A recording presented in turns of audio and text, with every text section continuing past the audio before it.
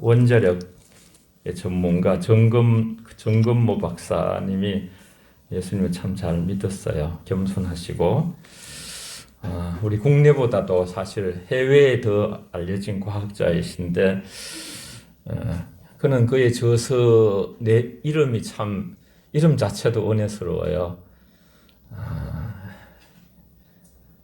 솔로몬이 자기가 왕이라는 신분보다 나는 전도자다 이렇게 이제 자신의 이력서를 쓴 것처럼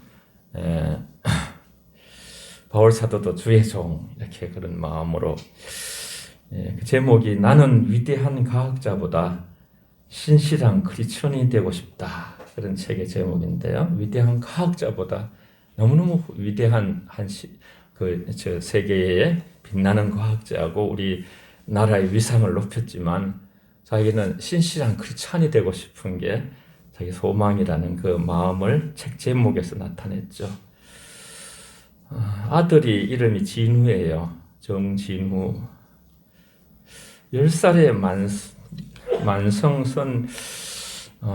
만성 신장염이 걸렸는데 진단을 받고 투병을 하면서 수술과 회복을 자꾸 반복을 하다가 10살에 그때부터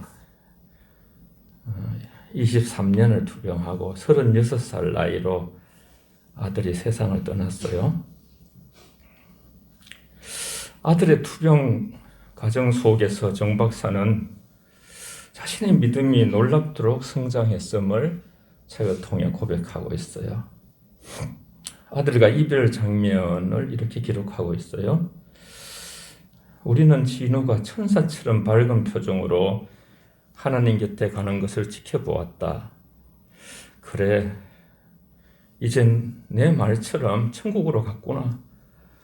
진우가 유언처럼 들려주었던 말을 떠올리며 나는 입술을 깨물었다. 아빠, 제가 죽거든 절대로 눈물을 흘리지 마세요. 죽음은 두려움의 대상이 아니에요. 하나님의 품으로 들어가는데 뭐가 두려워요? 아들이 말한 거예요. 유언처럼. 제가 죽으면 아빠 축복기도 해주세요. 저는 천국에 입학하러 가요.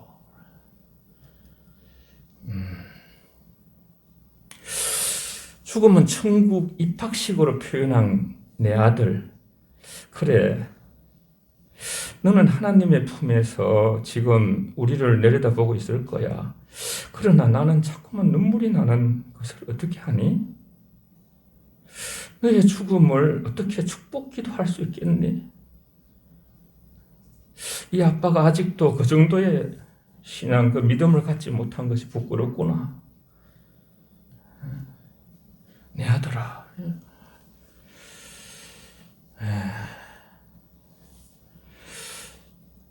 그는 책의 마지막 부분에서 이런 고백을 해요. 죽음은 끝이 아니다. 만약 죽음이 끝이라면 우리 인생은 얼마나 비참한 것인가. 영생의 소망. 이것은 그리스도인만이 가질 수 있는 위대한 선물입니다.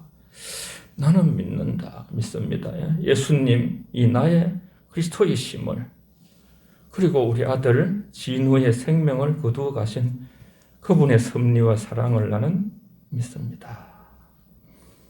그리고 언젠가는 진우의 말처럼 죽음을 축복할 수 있는 아름다운 신앙을 나도 갖게 될 것입니다. 예수 그리스도, 당신은 내 인생의 주인이십니다.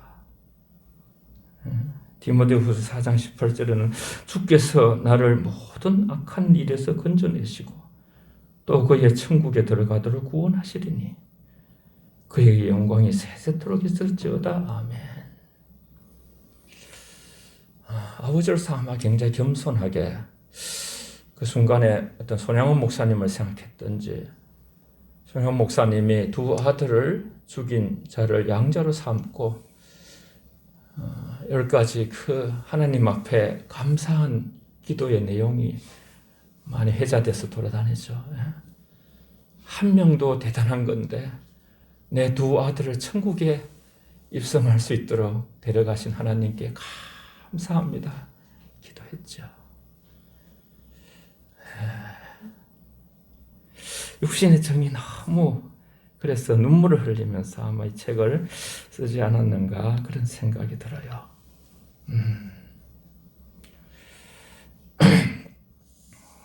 우리는 참 인생의 길이 이렇게 기럭지가 긴 같아도 잠깐 있다가 떠나야 되는데 저도 목표가 그래요. 정말 저와 함께 했던 여러분이 저와 함께 다 천국에 입성하는 것, 이것이 궁극적인 목표지요.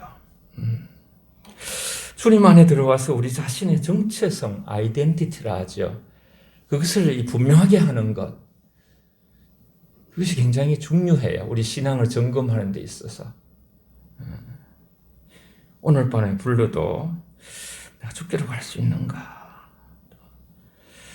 그래서 하나님 말씀 안에서 정리하는 거죠. 우리는 인생을 우리가 축복의 통로로서 서로를 향한 축복의 통로로 우리 존재의 의미, 인간은 하나님이 영적으로 창조하셨기 때문에 정신적, 영적 존재예요. 우리는 의미를 이렇게 깨달을 때 자유함을 누리고 우리 인생에 어떤 보람이 있고 그 가치를 추구하고 그런 이 동물이나 무슨 식물하고 다른 그런 저와 여러분들이 존재로 지정이 인격을 가지고 그렇게 살아가는 축복을 받았죠. 하나님이 우리를 복을 주셔서 임하고 데이 성령으로 영으로 우리가 함께 하시고요. 우리 금방 지금 성경에 있는 베드로전서 2장 9절 10절에서 우리는 우리의 정체성을 잘 확인할 수가 있어요. 우리 다 같이 한번 같이 합독해서 지금 펴 있는 본문의 9절 10절을 같이 읽습니다. 시작.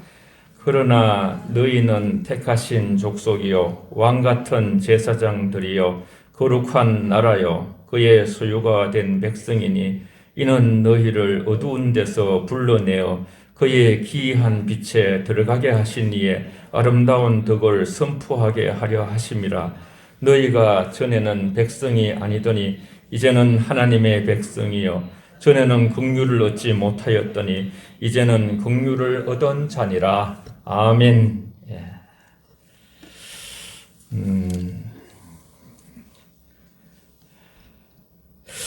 그리스도를 영접하는 자들은 놀라운 세계에 우리가 들어와 있는 특권을 가지고 있는 거예요. 유대인들은 그들의 옛날의 특권을 지나치게 귀중히 여겨서 좀 이렇게 너무 나갔어요. 그래서 이제 뒤에도 말씀드립니다만 너무 선민의식이 너무 강해가지고 늘 성경에 보면 모두 목이 곧은 백성이라고 하나님이 책망하시게 되었어요. 오죽하면 이렇게 막 이방 사람들을 개라고 이렇게 표현해요. 사마리아인들도 개라 그래요. 자기들만 이제 선택받은 자들이다. 베드로 사도는 만일 그들이 순종하지 않으면 멸망할 것이라고 오늘 본문 앞에 말씀을 하셨어요. 그리고는 순종하면 참된 특권도 잃어버리지 않게 된다. 너희는 택하신 족속이요 왕 같은 제사장이요 거룩한 나라요 그의 소유된 백성이 될 것이라고 말하고 있습니다. 이 남자들 뭐 다 이렇게 군대 갔었겠습니다만 군대 가면 자기 그릇을 찾아 먹으라 그래요. 자기 짬밥에 뭐 자기 그릇, 자기 도구 모든 거 이렇게 병기를 잘 간수해야지. 자기 뭐 총이라도 잊어버리면 난리 나는 거예요. 완전히 뭐 전체가 기압이 들어가고 비상이 걸리는 거예요. 내 몫을 우리 성경을 통해서 우리 그리스도인들의 우리 자기 정체성, 우리에게 주신 축복의 몫을 베드로 사도가 이걸 깊이 깨달았어요. 그래서 참 이렇게 신약에서 사실은 뭐 이렇게 주의 종이라 합니다만 저만 아니라 여러분 다 주의 종이고요. 하나님의 자녀고 동일해요. 동일한. 높낮이가 없는 거예요. 옛날에 천주교에서 뭐 사제만 이렇게 옛날에 아시잖아요, 그죠? 막 아무도 이 글을 못 읽어요. 교인들이 너무너무 이렇게 뭐 라틴어로 그런 번역을 안 해가지고 사제들만 보고 그냥 지금 우리는 다 누구든지 집에서 또 성경 주님을 직접 만날 수가 있고요.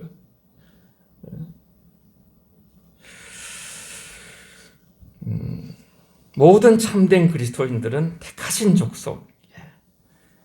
여기서 족속이란 말은 하나님의 근원적인 혈통으로부터 난 자손을 의미해요. 근원적으로. 이스라엘 백성은 그들의 그 선조인 아브라함으로부터 생겨난 특별한 족속이에요. 갈대아 우르에서 하나님이 아브라함을 부르셨죠. 75세에 어떤 아버지 데라의 집으로부터. 그것도 우상장수, 우상을 만들어 가지고 우리도 뭐 이렇게 진주성 옆에서 뒤에 가면 막 물건 이상하게 만들어 가지고 팔잖아요. 그렇죠. 하나님 가장 싫어하는 것들을 한 그러한 속의 한 사람을 택하여서 믿음의 조상이 되게 하시고, 그 아브라함에 대한 얘기는 참 여러 곳에 나와요. 신약에서도. 지금 우리 믿는 자들이 그의 아브라함의 반열에, 믿음의 그 반열에 우리를 같이, 하나님께서 우리가 뭐 예수님의 비유에도 보면 누가복음 15장에 부자와 나사로의 얘기가 나오잖아요. 그래가지고 천국에 갔더니 그죠. 아브라함 품에 나사로는 있고 부자는 없는 거예요. 지옥에 가 있는 거예요. 마찬가지로 특별한 족속으로 아브라함의 자손으로 이스라엘 백성들이 자기 정체성을 가지고 아이덴티티를 가지고서 자부심을 가지고 살았어요. 마찬가지로 주님을 구주로 믿는 자들, 저와 여러분들 모두 하나님으로부터 난 자들이라고 요한복음 1장에 말씀했죠. 우린 육신으로 난 것이 아니라 두 번째 다시 태어나서 하나님으로부터 본 의계인 태어난 자들, 하나님이 비추시는 그 기이한 빛 가운데로 들어가도록 선택받은 족속이라고 오늘 설명하고 있어요. 마찬가지로 그러한 것이 지금 믿는 자들에게 똑같이 나타나서 저와 여러분에게 적용되는 말씀이죠. 오직 너희는 택한 족속이다. 이는 너희를 부르신 그분의 탁월하신 능력을 찬양하기 위하여 애굽에서부터 출애굽시켜서 하나님을, 내가 이 백성을 이렇게 불러낸 것은 하나님을 찬양하기 위하여 불러냈다고, 예배드리기 위하여 불러냈다고 그렇게 말씀하셨죠. 우리가 구별되는 세상 사람들, 지금 이 시간에 택함을 받지 않는 자들은 예배 안 드려요. 하나님께 나가질 않아요. 물론 기도도 안 해요. 그리고 남보다 좀 더 이렇게 사람들을 해치지 않고 살면 잘 살았다고 생각해요. 그러나 성경 안에서 그렇게 말하지 않아요. 우리는 사랑하지 못하는 것도 회개하며 살아야 돼요. 용서하지 못하는 것도 회개하며 살아야 되고, 미워하는 것도 회개하며 살아야 되고, 남에게 무슨 그죠? 해를 끼치 않은 것만 가지고 안 돼요.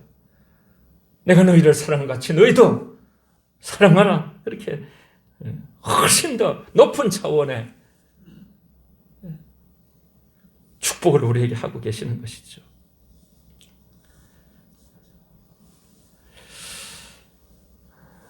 다시 따라해 봅시다. 나는 택함을 받은 족속이다. 시작. 나는 택함을 받은 족속이다. 유대인들의 오류는 그들이 선택받은 것을 자신의 탁월함으로 선전하며 살았어요. 이것이 이제 유대인들의 오류예요. 그들은 자신이 선택받음에 하나님의 은혜에 감사하며 겸손해져야 되는데, 고마워해야 되는데, 감사해야 되는데 자만심을 키웠어요. 자만심을. 우린 선택받았다. 그걸 선민의식이라 그래요. 우리 신학교 때 이걸 너무너무 강조를 받았어요. 그래서 너무 강하고 목이 곧은 백성이 되어서 하나님 책망을. 사람들 우리가 볼 때 그리스도인들은 겸손과 교만을 가장 빨리 볼 수 있는 능력이 우리 안에 있거든요. 하나님 그걸 부어주셨어요. 교만하면 완전히 그냥 다 싫은 거예요. 교만한 사람들의 외적인 모습 중에 하나가 목을 뻣뻣이 훅가시를 넣는데 죄송합니다. 훅가시라는 단어를 써서 목을 뻣뻣하게 하는 거예요. 아주 곱고 다른 사람들 깔 보고 아주 내리보고 그냥 이런 상태로 이스라엘 백성들이 살았던 모습을 우리는 구약을 통해서 거울처럼 봅니다. 성도인 우리도 하나님의 탁월하심을 드러내는 족속임을 우리가 명심을 하면서 사람의 위대함보다는 사람을 통해서 하나님을 드러내시기를 원해요. 선한 사람들, 그리스도인이 되어서 선한 사람이 되면 하나님의 인격을 우리가 드러내요. 그 사람을 보면서 착하고 선하고 정말 하나님 믿는 사람은 다르다. 나도 저런 성품을 담고 싶다. 품성이 좋은 사람이죠. 품성, 우리가 참 이렇게 대통령 선택 굉장히 중요하잖아요. 품성을 봐야 돼요. 성품이 전부예요, 전부. 모든 것은 지식이나 그죠? 어떤 이렇게 행정력이나 이런 것들은요, 우리가 자꾸 훈련하면 키워갈 수 있어요. 근데 품성과 성품은요, 어디가 돈 주고 살 수도 없어요. 살아온 자기 삶의 나이테로 다 나오는 거예요.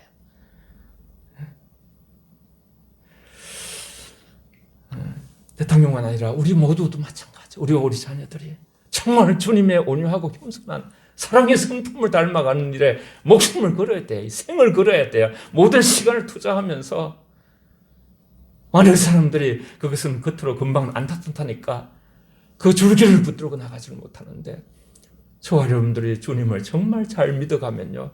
잘 순종의 사람이 되고 온유의 사람이 되고 겸손의 사람이 되고 사랑의 사람이 되고 예수님을 닮은 사람이 되어서 주님을 만났을 때 우리가 좀 우스개 얘기입니다만 진짜 그럴지 모르지만 천국에 가면 예수님이 막 주님 닮은 사람 사랑이 있고 그죠? 주님을 닮은 사람을 보면 막 신발 벗고 뛰어 나와서 막 맞이한다든지 그런 말을 가끔 해요. 아무도 도무지 너희를 알지 못한다. 전혀 나하고 안 닮았네. 이런 얘기를 듣지 않아야 되는 것이죠. 능력보다 세상은 능력을 굉장히 또 위대한 그런 걸 막 너무 따지려고 하는데 거룩함을 통해서 주님의 사랑과 공의를 알게 하고 나타내려고 하시는 하나님의 뜻이 있어요. 그분의 자비로우심과 따뜻한 사랑을 알게 하시고 하나님의 성품을 닮은 사람으로 하나님을 알아가게 우리가 예수를 잘 믿고 주님을 닮아 있으면 그 시대에 정말 복이 되는 거예요. 남은 자가 되는 거예요. 그들을 통해서 하나님이 그 시대를 복을 주시고 그 도시를 복을 주시고 그 민족을 복을 주시는 그런 일을 하시는 거예요. 왕 같은 제사장들이요. 유대 나라는 제사장의 나라예요. 제사장의 나라. 제사장을 통해서 하나님께서 다 모든 축복을 그들이 기도할 때에 하나님이 내리시고 또 어떤 화를 주시려고 했던 것을 감해 주시기도 하셔요. 기본적인 진리는 세속적인 것이 아니라 거룩한 것이에요. 거룩한. 내가 거룩하니 너희도 거룩하라. 내가 온유하니 너희도 온유하라. 그렇게 말씀하시죠. 오늘날 진리는 이러한 진리가 기독교 교회에 구체화되어 있는 것이죠. 믿는 자들은 이제 왕 같은 제사장들이에요.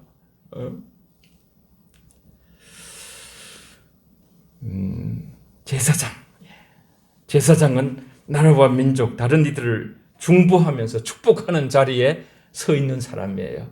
자리매김한 사람이죠. 히브리서에 보면 제사장에 대해서, 대제사장에 대해서 많이 나와 있어요.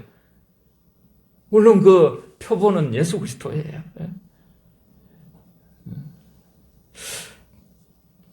어두운 데서 불러내어 기이한 빛에 들어가게 하신 자의 아름다운 덕을 선전하게 하려 함이라. 사실 우리가 좀 거룩한 대화를 해야 돼요. 우리가 만나가지고 그죠? 무슨 남 흉보는 얘기 그런 거보다 하나님의 나라에 어떻게 하면 하나님 나라가 힘을 얻을 수 있을 것인가? 거룩한 대화와 의로운 삶을 통해서 하나님의 성품을 선전해야 된다는 뜻이 바로 기이한 빛을 받은 자들의 사명이라는 것을 말씀하고 있는 것이에요. 왕같은 제사장들이요, 거룩한 나라요 그랬잖아요. 거룩한 나라요. 세상은 나라가 보이잖아요. 보이잖아요. 이렇게 대한민국 보이고 뭐 지금 동계 올림픽도 하고 깃발이 다 다르고 그런 나라로 보이지만은 하나님의 나라는 먹고 마시는 것도 아니고 여기 있다 저기 있다 너희 안에 있느니라. 하나님 나라는 보이지 않아요. 하나님 나라는 하나님의 통치의 영역에 있는 거예요. 통치의 세계. 여러분 우리가 우리 고백을 한번 하겠습니다. 나는 왕 같은 제사장이다. 이것이 우리의 아이덴티티의 정체감이에요. 우리가 서 있어야 할 자리에 평생 이걸 붙들고 우리는 이 사명을 감당해야 될 중추적인 그런 사명을 받은 사명자들이에요. 모두가. 하나님은 아무 계획 없이 우리를 이 땅에 보내질 않았어요. 따라해 봅시다. 나는 왕 같은 제사장이다. 시작. 나는 왕 같은 제사장이다. 너무 중요해서 우리는 왕 같은 제사장들입니다. 시작. 우리는 왕 같은 제사장들입니다. 아멘. 그래서 거룩한 나라요. 애굽에 있을 때 이스라엘 백성들이 택하신 족속이긴 했으나 거룩한 나라는 아니었어요. 그냥 세상 나라에 애굽에 그냥 살면서 같이 동화되어서 그죠. 그러나 출애굽을 시켜서 하나님은 이스라엘 백성들을 세상의 다른 백성들과 구별시키셨어요. 하나님께서. 아브라함을 아까 말씀드린 갈대아 우르에서 불러내듯이 세상 나라에서 불러내셔서 창조주 여호와 하나님께 예배드리도록 그런 공동체로 구별시켰어요. 저와 여러분 다 구별받은 자들이에요. 그래서 하나님을 찬양하고 예배하는 거예요. 하나님을 찬송하기 위하여, 하나님께 예배하기 위하여 지음을 받은 구별된 그의 소유된 백성이라고 오늘 말씀했어요. 이스라엘 백성들은 훈련받지 못해 노예 상태에서 출애굽을 했어요.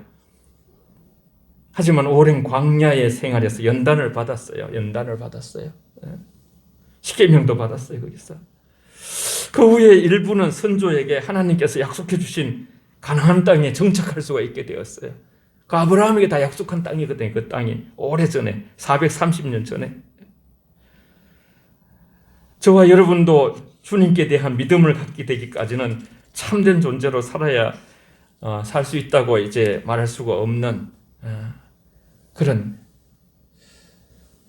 계시록에 보면 7교회를 중에서 그죠. 한 교회는 죽었다 저더라고요. 살아있다고 찾을 모든 사람이 살아있는 게 아니에요. 믿음이 있어야 살아있는 거예요. 살아있는 믿음을 가져야 하나님께서는 그 사람을 살아있다고 말해요. 하나님의 차원, 이게 이제 가장 가치 있는 우리 인생들이 생각하는 거죠. 그와 다른 것이죠. 인생의 어느 날 주님이 부르셨고 믿음을 갖게 되어서 지금은 우리 예수 안에 있는 것이죠. 우리의 영혼은 이전과 전혀 다른 축복의 단계에 실제로 와 있어요. 빌립보스 같은 데 보면 우리가 에베소도 그렇고 하늘에 안침바 되었다 그랬어요. 하늘에 안침바. 우리의 시민권이 하늘에 있다 그랬어요. 저 여러분들의 시민권이 패스포드가 우리나라에 그저 주민등록을 쓰고 있습니다만요. 너희가 세상에 속하지 않았다. 예수 믿으면 보라 이전 것은 지나갔으니 새 것이 되었도다. 새로운 피조물이에요. 새로운 피조물. 완전히 달라진 거예요. 트랜스포메이션. 변화된 거예요. 완전히.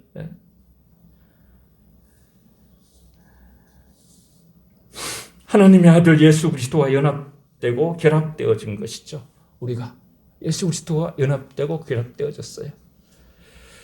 전적인 하나님 은혜로 새로운 세계에 들어와 있는 존재가 바로 저와 여러분들이에요. 저와 여러분들. 그래서 예수님이 세상에 난 속하지 않았다고 왕관 임금이 쓰는 걸 입에 막 씌워줄래 했어요. 거절하시고. 저와 여러분들에게는 더 숭고한 목적이 생긴 거예요. 영원한 생명을 얻은 높은 신분을 갖게 된 거예요. 대권이 있지만 여러분 대통령 부러워할 거 없어요. 어차피 이 세상은요 예수 믿는 자들이 어떻게 사는가 그들이 어떻게 하나님께 기도하는가? 거기에 따라서 우리 민족이 복을 받고 물론 좋은 대통령이 뽑혀지는 것은 우리는 알지 못해요. 그러나 다음 5년간 동안 정말 이 나라에게 복이 될 사람이 누구인지 하나님은 알고 계시니까 우리는 기도하면서 지혜를 구하고 우리가 그런 사람에게 투표할 수 있는 그런 은혜가 있을 때 우리는 더 우리나라와 백성에게 유익한 이 정세, 국제 정세 속에서 유익한 자를 뽑게 되는 그런 놀라운 또 우리의 국민의 한 사람으로서 일을 하게 되는 것이죠. 우리는 이 숭고한 목적, 영원한 생명을 얻은 높은 신분, 영생, 이터널 라이프, 영원한 생명에 대한 가치, 이런 것들을 우리가 가슴에 벅차게 안고 있어야 돼요. 감격적으로 나 같은 죄인을 살리신 그 은혜 놀라워 Amazing Grace, Amazing Grace. 막 놀라는 거예요. 스프라이즈 막, 야, 내가 어떻게 이렇게 예수 믿는 사람이 돼서 이런 엄청난 하나님의 자녀가 되는 신분의 세계로 들어와 있는가? 세상에 살지만 구별된 하나님 소유된 백성, 우리의 소유가 우리의 책임, 우리가 소유를 가지고 있으면 그 책임을 우리가 져야 돼요. 그 관리 잘못하면 그죠? 우리 책망을 받을 수밖에 없고 그렇지. 그런데 저와 여러분들이 오늘 보면 하나님의 소유된 백성이라 그랬어요. 여러분, 우리가 하나님의 소유가 된 이상 하나님이 저와 여러분의 미래의 인생과 모든 삶을 책임져 주실 줄 믿습니다. 할렐루야. 하나님이 책임져 주니까 우리가 신나는 거예요. 연약하고 재성이 많은 우리 자신이 우리 인생을 책임진다면, 하나님이 아무 간섭을 해주지 않는다면 우리는 참 어쩌면 곱비 뿔린 망아지처럼 갈지도 몰라요. 하나님께서 우리로 하여금 그분의 떡을 찬양하고 전하도록 값비싼 대가를 치르시고 예수님이 핏값으로 저와 여러분을 사셨다 그랬어요. 그래서 하나님의 소유된 백성이 대가를 지불하지 않고 막 그냥 하나님 자녀가 되는 그런 사람은 하나도 없어요. 하나님께서 아들을 통해서 십자가에 아들을 내어주신 그 핏값을 통해서 테텔레스타에 다 이루었다고 십자가에서 6번째 말씀하신 그 단어는 상업적 용어예요. 모든 값을 다 치루었다. 그런 뜻이 테텔레스타예요. 다 이루었다는 뜻이에요. 우리의 구원을 위해서 우리의 죄에 대한 모든 값을 예수님이 다 치르신 줄 믿습니다. 그래서 우리는 언제든지 어둠에서 기이한 빛의 세계로 들어오게 한 하나님을 생각하면 이 가슴에 할렐루야가 있는 거예요. 하나님을 찬양한다는 뜻이죠. 그분의 소유된 백성이에요. 이 세상 어디든 두 종류의 사람이 함께 살고 있어요. 애굽처럼 어둠에 덮여 있는 사람들이 있고 출애굽하여서 밝은 빛을 즐기는 사람이 있는 거예요. 예수를 믿는 것은 어둠에서 빛의 상태로 나아가는 실제적인 변화가 우리 속에 일어난 것이에요.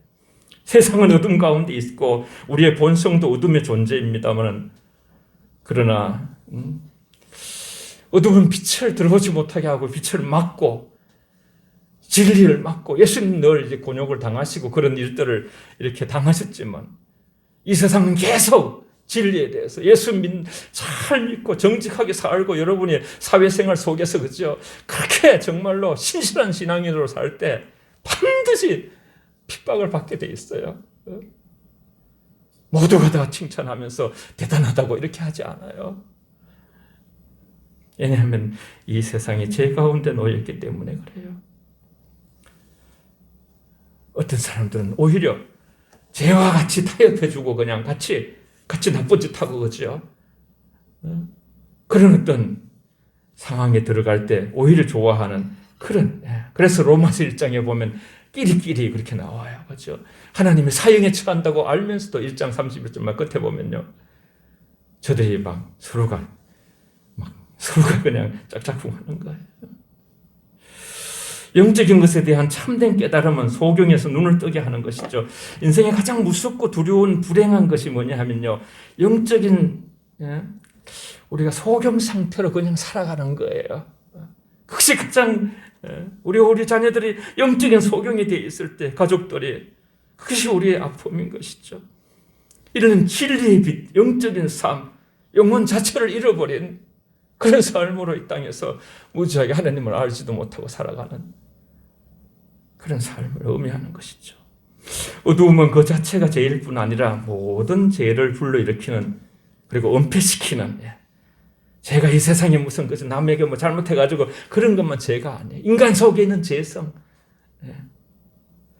빛은 순수하고 하나님의 사랑이에요. 마음에 어두움이 지배하면 우리는 하나님 존재를 깨닫지 못하고 경배와 감사와 그런 삶을 살지 못해요. 저와 여러분들이. 근데 눈을 뜬 사람들은요, 하나님의 속에 세계를 느끼기 시작해요. 헬렌 켈러는 사실 삼중고에, 그죠? 눈으로 보지도 못하고 듣지도 못하고 말하지도 못하고 그런 속에 있지만은요, 하나님을 느꼈어요. 하나님을. 육신의 눈을 떴다고 뜬 것이 아니지요.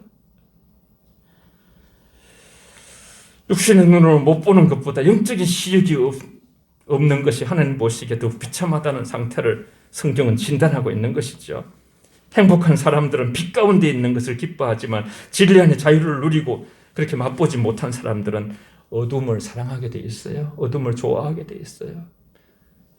우리가 교회를 다니지만요, 어둠을 좋아하고 사랑하는지 우리 자신의 내밀한 속에 있는 마음을 살펴야 돼요.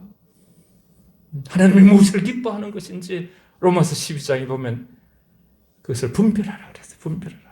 아버지, 분별력을 주시옵소서. 내가 하나님을 정말 기쁘게 하는 쪽으로 내 마음이 움직여가고 있는지, 하나님 기뻐하지 않는 것들을 자꾸 제거해버리고 하나님 앞에 정말 속상해하고 그렇게 그 어둠을 멀리하고 싶은 것인지 그 힘을 길러가야 돼요. 우리가.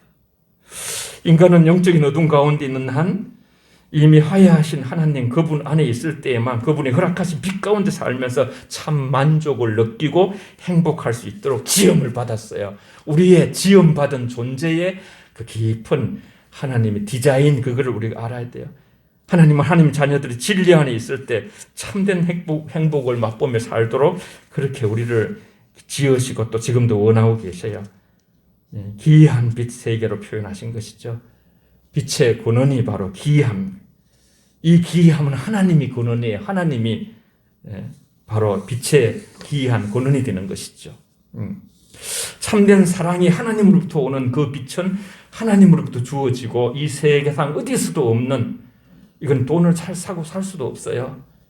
하나님 앞에 와야 받을 수 있는 것이에요.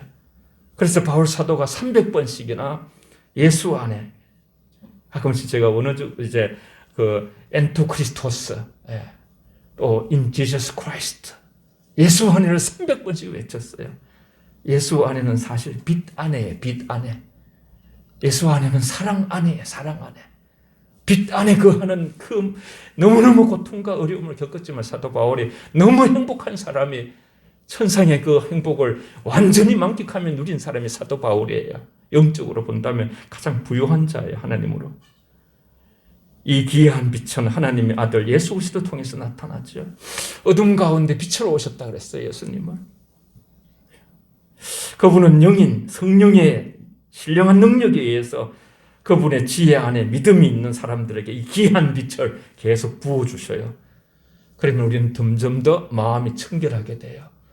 그리고 마음이 청결한 자는 하나님을 보게 돼요. 육신의 눈을 볼 수 없어요. 하나님은 영적인 세계에서 통치를 보게 되는 것이죠.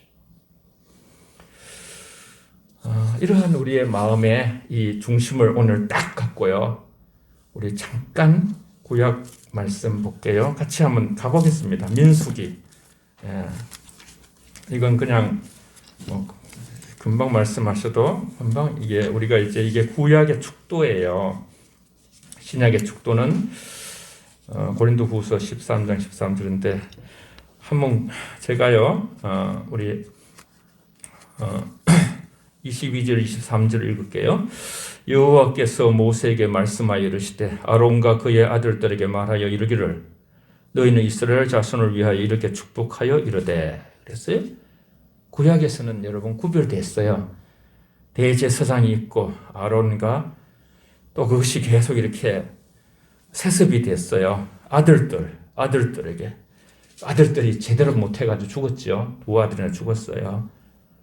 그렇게 아론도 죽고 이렇게 굉장히 엄밀하고 거룩한 그 자리인데 이 말씀에 22절 23절이 베드로 오늘 전서 2장 9절 10절에서 완전한 해석이 되는 거예요.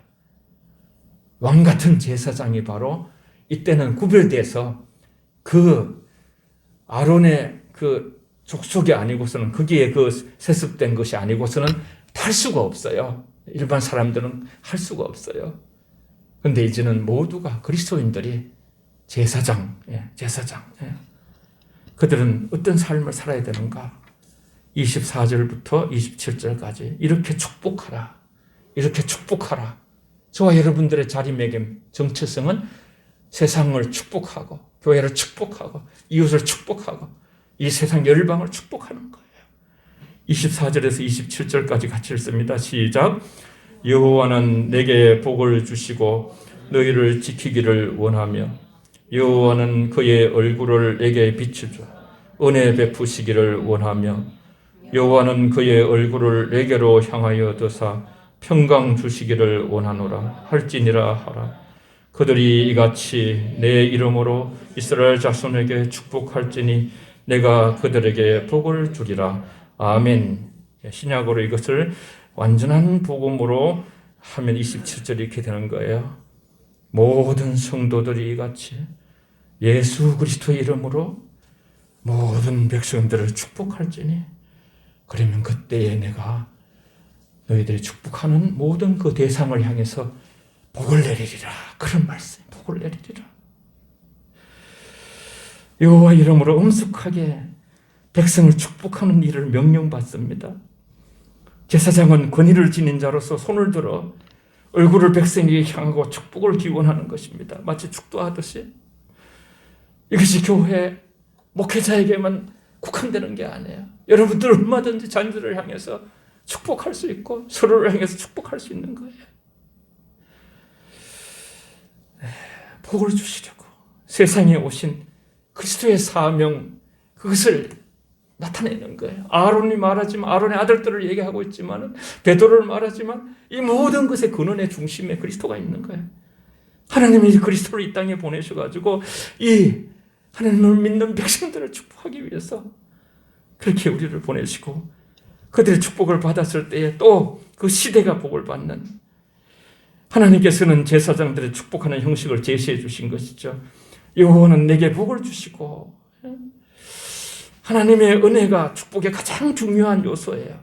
여호와는 내게 복을 주시고, 여호와는 그 얼굴을 비춰주시고, 태양같이 비추시고 지면을 새롭게 하시며, 여호와는 얼굴을 내게 드사 축복 앞에 똑같은 목적으로 자녀들을 바라보는 하나님의 미소의 얼굴이 있듯이 그 민족을 바라보면 하나님이 그 민족이 웃음이 있고 복을 받게 되고, 하나님이 다른 민족을 바라보면 그 받은 민족이 우리 하나님의 얼굴을 구하라고 시편 105편의 3절 4절에 말씀했어요.